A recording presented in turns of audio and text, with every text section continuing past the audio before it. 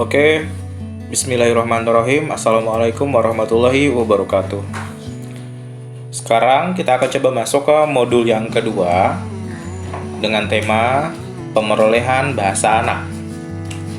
Nah, ada sebuah pertanyaan. Mengapa modul ini penting dan perlu kita pelajari? Perkembangan bahasa anak harus kita perhatikan sejak dini. Mengapa demikian? Karena perkembangan bahasa seorang anak akan berpengaruh pada banyak bidang atau banyak hal. Misalnya, bidang akademik di sekolah maupun secara sosial di lingkungan tempat tinggal mereka. Jadi, sebagai seorang tenaga pengajar, kita harus mengetahui bagaimana seorang anak mendapatkan atau memperoleh bahasa yang digunakannya sehari-hari. Oke, jadi latar belakangnya seperti itu. Nah, ketika kita bicara pemerolehan bahasa anak, di sini ada 3 hal ya. Ada 3 persoalan yang menjadi penyebab kegagalan anak dalam belajar bahasa Indonesia di sekolah. Dalam konteks ini, kita membicarakan bahasa Indonesia karena bahasa Indonesia menjadi bahasa pengantar di sekolah, ya, dan menjadi bahasa lingua franca yang kita gunakan dalam berkomunikasi antara satu suku dengan suku lain. Oke. Persoalan yang pertama, pembelajaran bahasa didominasi teori dan pengetahuan bahasa dan kurang mengaitkannya dengan kehidupan nyata. Nah, ini tidak bisa kita nafikan gitu. Selama ini kita terlalu banyak memberikan konsep atau teori di dalam kelas dan alpa untuk meminta siswa mengimplementasikannya dalam kehidupan sehari-hari. Khusus bahasa Indonesia, saya cukup sering menemukan guru masih menggunakan bahasa daerah pada saat mengajar. Nah, itu adalah bentuk nyata bahwa bahasa yang diajarkan itu cuma teorinya saja, bukan implementasinya. Itu yang pertama. Yang kedua, pengetahuan, pengalaman, dan kemampuan berbahasa yang telah dimiliki anak sebelum sekolah tidak diperhatikan. Nah, poin kedua ini maksudnya adalah pada saat kita mengajar, kita tidak melakukan apersepsi. Kita tidak menggali pengetahuan awal yang dimiliki oleh siswa. Sehingga apa? Kita kurang mengenali mereka, kita kurang mengetahui potensi-potensi yang sudah mereka miliki. Nah, kemudian yang ketiga, kebiasaan dan strategi belajar di luar sekolah kerap diabaikan. Nah, maksud dari persoalan yang ketiga adalah bahwa yang namanya bahasa itu digunakan dalam setiap aspek kehidupan. Waktu siswa belajar di sekolah cuma beberapa jam. Itu artinya mereka bisa belajar di luar sekolah. Mereka bisa memperhatikan, mereka bisa mendengarkan, mereka bisa bicara, membaca, dan sebagainya. Dan itu berkaitan dengan kegiatan berbahasa. Jadi kan pada intinya adalah kegiatan berbahasa khususnya Indonesia tidak berhenti di dalam kelas saja, melainkan bisa diperluas hingga ke aktivitas di luar sekolah, termasuklah kegiatan di rumah. Oke, sekarang kita masuk ke kegiatan belajar 1, pemerolehan bahasa pertama. Tapi sebelum itu, kita akan bahas dulu apa sih yang dimaksud dengan pemerolehan bahasa gitu ya. Jadi, kalau secara definisi, pemerolehan bahasa atau language acquisition adalah proses kepemilikan kemampuan berbahasa secara alamiah. Nah, tapi perlu saya jelaskan juga, definisi ini sebenarnya agak bisa dibilang belum cukup komprehensif gitu loh. Karena apa? Bisa jadi bahasa yang kita dapatkan atau yang diperoleh itu tidak diperoleh secara alamiah, melainkan secara sengaja. Misalnya dengan proses pendidikan gitu. Jadi kita persempit saja lah gitu ya. Pemerolehan bahasa adalah proses kepemilikan kemampuan berbahasa. Ya, dengan berbagai cara itu tadi gitu. Nah, tapi khusus bahasa pertama ya, khusus bahasa pertama, pemerolehan bahasa itu terjadi secara spontan. Artinya tanpa direncanakan. Kemudian terjadi secara langsung dalam situasi informal. Terjadi secara langsung dalam situasi informal itu maksudnya adalah proses kepemilikan kemampuan berbahasa itu terjadi di rumah atau di masyarakat gitu loh. Nah, kemudian yang ketiga, didorong oleh kebutuhan paling dasar manusia sebagai makhluk sosial, yakni untuk memahami atau dipahami oleh orang lain. Kegiatan pemerolehan bahasa ya melibatkan dua kemampuan, yaitu kemampuan reseptif dan kemampuan produktif. Nah, apa itu reseptif, apa itu produktif? Kalau reseptif itu kemampuan menyimak dan kemampuan membaca. Sedangkan kemampuan produktif adalah kemampuan berbicara dan kemampuan menulis. Oke, nah sekarang kita masuk ke teori pemerolehan bahasa. Jadi ada beberapa pandangan yang berkaitan dengan bagaimana sih manusia itu bisa berbahasa gitu loh. Kita ini bisa bicara seperti ini mengapa gitu kan. Nah, yang pertama, pandangan nativistis. Oke. Pandangan nativistis itu mengemukakan bahwa setiap anak yang lahir telah dilengkapi dengan kemampuan bawaan untuk dapat berbahasa. Artinya manusia ini begitu dia lahir dia sudah punya software gitu. Dia sudah punya software yang memungkinkan software itu untuk dia bisa berbahasa. Nah, software itu dinamakan dengan LAD, Language Acquisition Device. Jadi, menurut pandangan nativistis ini, di dalam otak manusia sudah ada seperangkat alat yang dinamakan dengan LAD. Oke, jadi seperti itu. Itu pandangan yang pertama yang mengatakan bahwa di dalam otak manusia sudah ada perangkat yang memungkinkan kita untuk bisa berbahasa. Oke. Kemudian yang kedua, ini pandangan behavioris.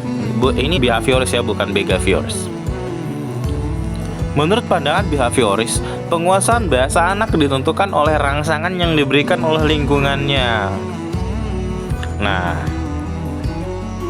apa maksudnya? Sederhananya seperti ini. Rangsangan yang diberikan oleh lingkungan itu adalah bagaimana kita sebagai orang dewasa banyak memberikan stimulus kepada bayi yang baru lahir. Begitu.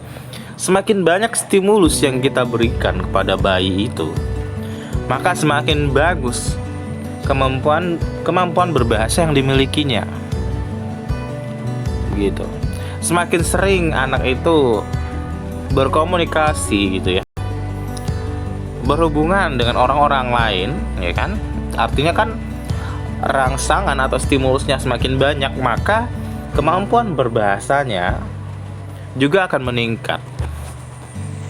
Nah, itu kan agak beda dengan konsep yang pertama tadi yang pakai sistem LAD ya. Kalau LAD artinya kita sudah punya seperangkat alat yang memungkinkan kita untuk berbahasa. Sedangkan kalau pandangan behavioris, semakin sering kita mendapatkan stimulus dari luar, semakin bagus kemampuan berbahasa yang kita miliki. Nah, kemudian yang ketiga, pandangan kognitif. Maksudnya penguasaan dan perkembangan bahasa anak ditentukan oleh daya kognitifnya. Daya kognitif ini bisa dikatakan sebagai tolak ukur intelijensinya. Jadi bisa dikatakan begini, semakin pintar seorang anak secara kognitif ya, artinya semakin bagus dan semakin cepat perkembangan berbahasanya. Gitu. Nah, ini adalah 3 teori yang berkaitan dengan pemerolehan bahasa. Mana yang lebih benar? Ya, tidak bisa dipilih. Ini adalah teori-teori yang bisa menjelaskan bagaimana seseorang bisa memperoleh bahasa. Gitu. Oke. Nah, kemudian faktor yang mempengaruhi pemerolehan bahasa anak. Ada 4 faktor yang saya bahas di sini. Yang pertama, faktor biologis. Nah, kok faktor biologis ya yang mempengaruhi pemerolehan bahasa? Ya jelas gitu. Seorang anak baru bisa bicara kalau anak itu bisa mendengar. Iya kan begitu ya. Kalau anak tidak bisa mendengar, misalnya kalau anak itu tuli, maka anak itu tidak bisa bicara. Ya karena kan ada faktor biologis gitu kan, karena ada kerusakan di organ telinga. Lalu misalnya seorang anak ada masalah di kerongkongan atau lidahnya, misalnya ya, mohon maaf ini ya. Nah, jika ada gangguan di tenggorokan ya atau di lidah, maka seorang anak akan mengalami kesulitan dalam berbicara. Jadi faktor biologis itu sangat menentukan begitu. Bagaimana seorang anak itu bisa memperoleh bahasa. Kemudian yang kedua, faktor lingkungan sosial. Nah, di sini ada penjelasan sedikit. Lingkungan yang aktif dan mendukung akan membuat anak semakin beraneka dan cepat dalam memahami bahasa. Ya, itu sama seperti yang tadi, yang konsep yang kedua itu. Semakin banyak stimulus yang diberikan oleh lingkungan sosialnya, maka semakin cepat perkembangan bahasa anak. Nah, kemudian yang ketiga, faktor intelijensi, kemampuan kognitifnya gitu ya, kemampuan berpikir dan bernalar. Nah, mengapa sih itu juga berpengaruh terhadap pemerolehan bahasa anak? Jadi begini, walaupun bahasa itu sifatnya ya, bahasa itu bahasa gitu ya, bukan sesuatu yang sifatnya pasti ya. Tapi kalau dalam berbicara atau dalam mengemukakan ide atau pendapat, kita harus menyusunnya terlebih dulu secara runtun, secara urut. Nah, kemampuan kita untuk menyusun kalimat itu cukup dipengaruhi oleh faktor intelijensi itu tadi. Kalau kemampuan intelijensinya rendah, maka seorang anak akan cukup sulit untuk menyusun kalimat dengan benar. Jadi seperti itu. Atau bisa jadi sedikit lambat lah, gitu ya. Nah, yang keempat adalah faktor motivasi. Mengapa sih gitu ya kita harus mempelajarinya ya? Faktor motivasi itu karena ada kebutuhan dasar yang bersifat praktis. Ya, misalnya kita mau makan, anak mau makan, kita biasa bilang apa untuk anak kalau misalnya minta makan? Kita minta mereka untuk nyebut makanannya kan. Nah, itu karena kebutuhan mereka gitu. Misalnya anak ingin buang air gitu, kita minta mereka untuk ngomong bagaimana buang air gitu, ngomong buang air gitu. Misalnya kita minta mereka menyebut kata pipis gitu untuk buang air.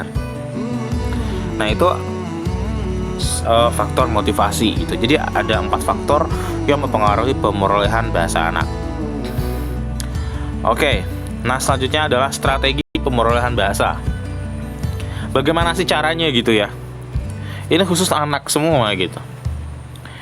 Oke, strategi itu rencana yang cermat mengenai kegiatan untuk mencapai sasaran khusus. Gitu. Yang pertama mengingat, ya jelas mengingat gitu. Anak-anak mengingat apa yang disampaikan oleh orang-orang dewasa. Kemudian setelah mereka mengingat, mereka akan meniru. Ya kan? Mereka akan meniru apa sih yang dikatakan oleh mamanya, apa yang dikatakan oleh bapaknya, kan begitu. Mereka meniru.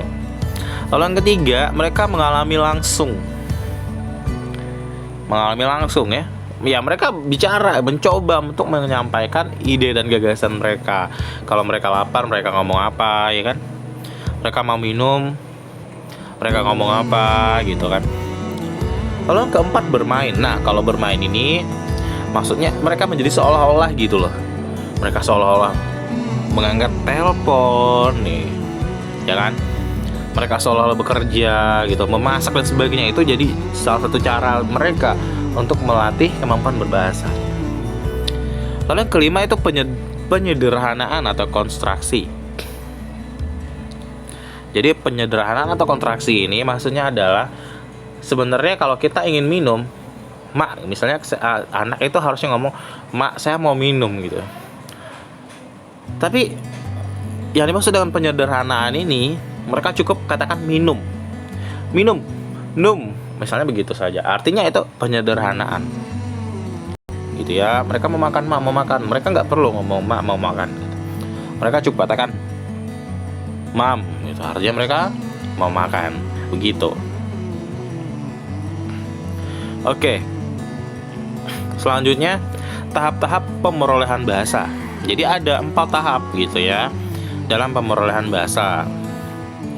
Yang pertama, tahap pralinguistik, yaitu saat anak-anak menghasilkan bunyi vokal atau konsonan tetapi belum mengacu pada kata atau kalimat dengan makna tertentu, usia 1-12 bulan.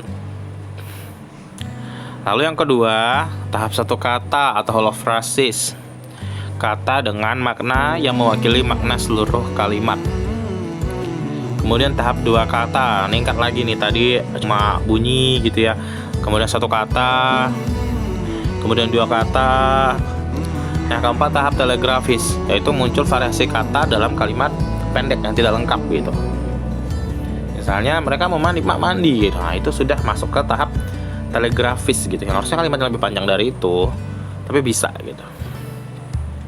Bisa disingkat gitu dalam kalimat pendek.